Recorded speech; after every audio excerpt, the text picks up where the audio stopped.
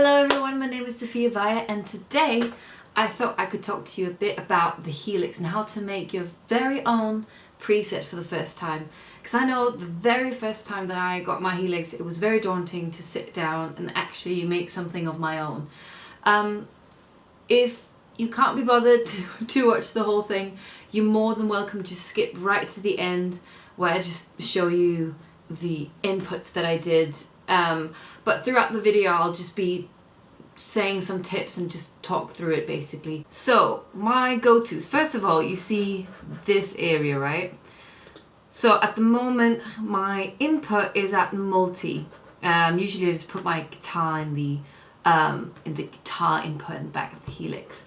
I like to put the input gate on purely because whenever I'm not playing, if I'm just stood like this for a bit, then my guitar isn't going to be stupidly loud or something on stage or in rehearsal.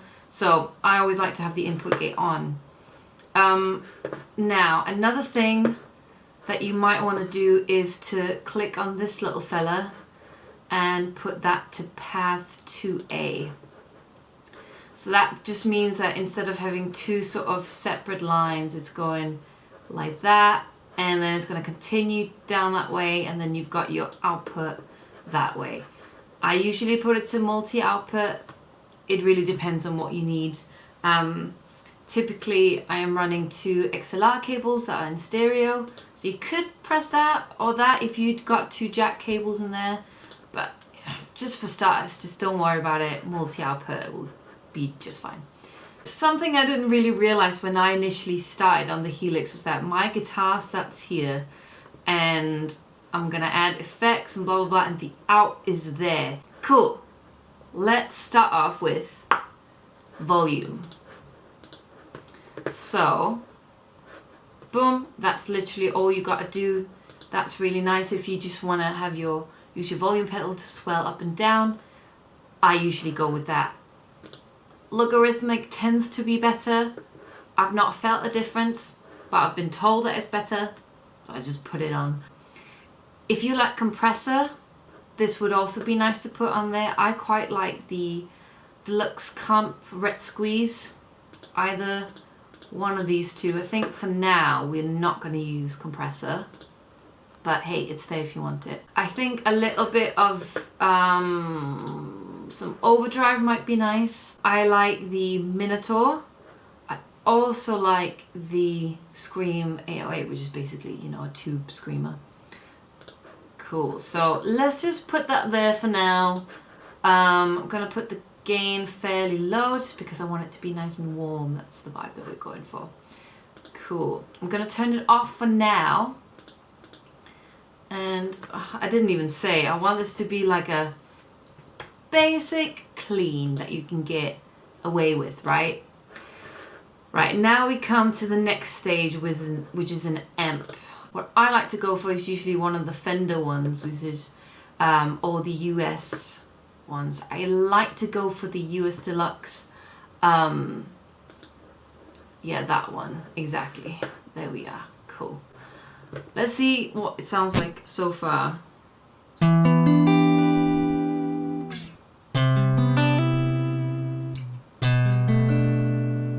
Pretty much still like a basic tone. There's no like and realness to it yet, but yeah, we're working something out. Bear with me. Now, the next thing you probably want to get is a decent impulse response. Now you can get into so many different types of things for these. I have a pack by Freeman, and I find that the Vox 1 has a quite sort of like a neutral tone to it. I'm actually not much of a Vox person. I would not like to play a Vox, to be honest. But I think it sort of sounds quite neutral, so I quite like that on this. If we're going for Fender vibe, the two Fenders, the 1 and 2 are really great as well. I think Fender 2 actually feels better for me. Let's go with that one. I really have to thank Adam Growley, Seán Murray and CJ for all of these Helix tips, because to be honest, I felt a little bit lost when I initially got it, and these three dudes really helped me out with some rhythm stuff and getting the right tones and knowing how to dial things in. And a lot of these tricks are from CJ. Adam helped me figure out the whole impulse response stuff, and Sean has just been an absolute blessing with some tips and advice, and you should definitely check out his YouTube channel if you have not. Cool. Now this is a trick that CJ taught me. EQ, stick that on because it's so handy to have on your preset, just if you want to eliminate very specific frequencies. Now he's told me that basically you want to cut a good chunk of the low and the highs, because if you want to mimic a guitar amp, it doesn't even produce these frequencies, so you shouldn't be able to hear this anyway.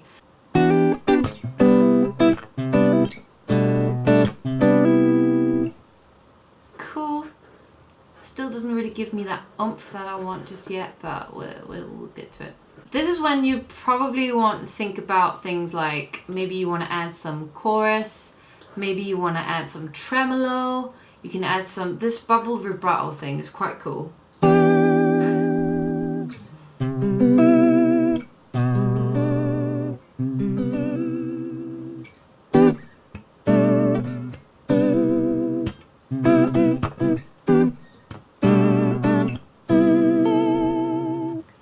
A cool little thing. You can adjust the speed to whatever you like. You can say we have a track that's 90 ppm, and so I adjust that there, and then if I click this little clock that's here, it's going to basically time it to whatever your tempo is, which is great. See, I already like that.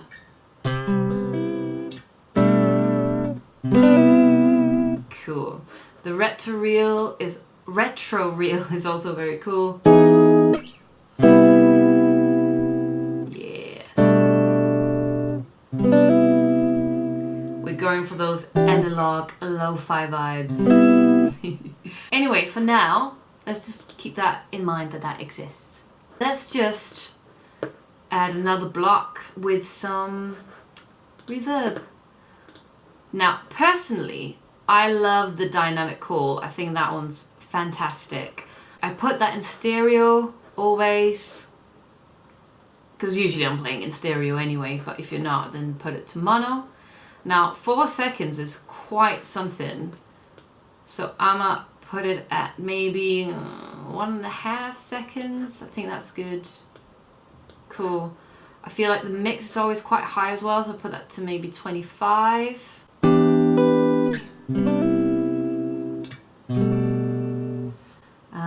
Let me just adjust a little sum in. Already now, I'm starting to feel we're getting somewhere with it, right?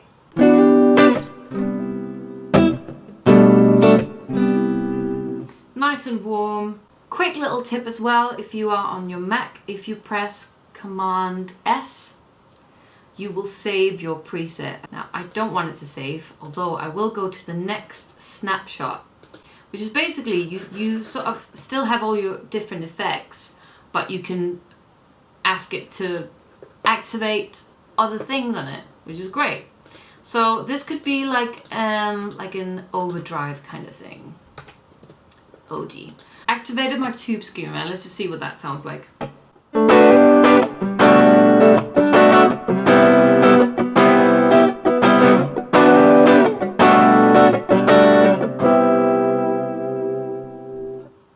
think I'm gonna adjust some stuff on the amp. So what I do, I hold down Option until you get these things in brackets. Now what that means is that whenever I go to this snapshot, it will have a unique setting on that very specific thing. So if I change or turn the treble down, it doesn't really matter too much. Or maybe I want to turn the drive down, bass up, I don't know, we can do so many things. And I'm gonna then press Command S to save it. There we are, that's saved. And if I then go back to my clean tone, look at that, it's changed. Cool. You with me? Everything's good? Yeah, cool.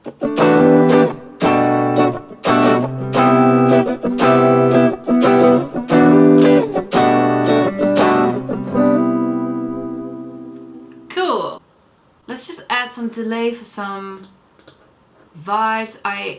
Delay, if you are playing in stereo, this is gonna sound amazing. I like the transistor. Let's go with that one. Now, I think for now, it's a little bit too out there. So the feedback is basically how long you want your delay to be. How long is it gonna continue? So I'm gonna turn that down so it doesn't sort of last for ages. Probably also do this so we have quarter notes instead. Eighth notes. Mix I'm gonna turn down just because it's a little bit too upfront right now. I just want it to be a little bit subtle, yeah.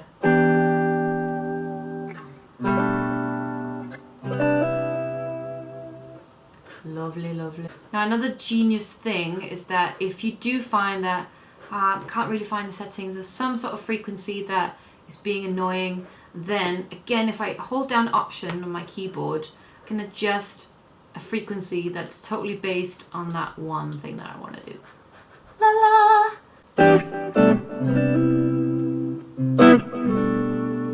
Every time I change something and I like it, I always press Command Save. Have this as a little habit, just going ga-da, ga-da, ga-da. Command Save, Command Save. So this is something I forgot. Because I added the delay in my second snapshot with the overdrive, I've added it there, so now it just is automatically on in my clean snapshot. Now I just want that to go away, so I've turned it off, but don't delete it because otherwise it'll be deleted on the whole thing.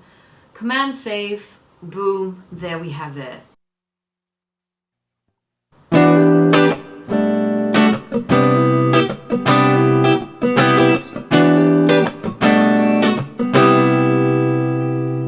Right, and this is just the overdrive that we did, so for some chords.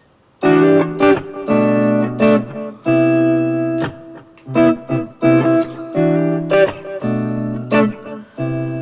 you want to do a little bit of some Newlin.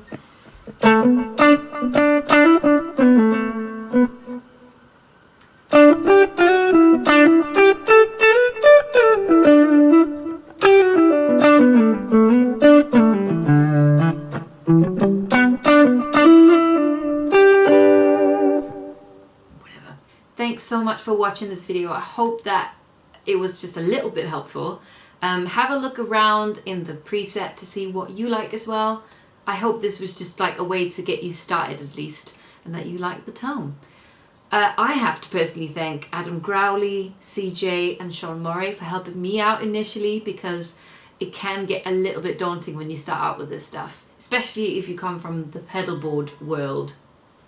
I also just want to quickly thank every single one who went to buy me a coffee and got me a coffee. That's incredible. I'm honestly so grateful for you all. Even if you went there to get a tab, it helps me out. And every time I get a little notification that someone went in there, I'm so grateful. And you don't have to do that, but the least I can do is say thank you. Anyway, have an amazing day, and I'll see you soon.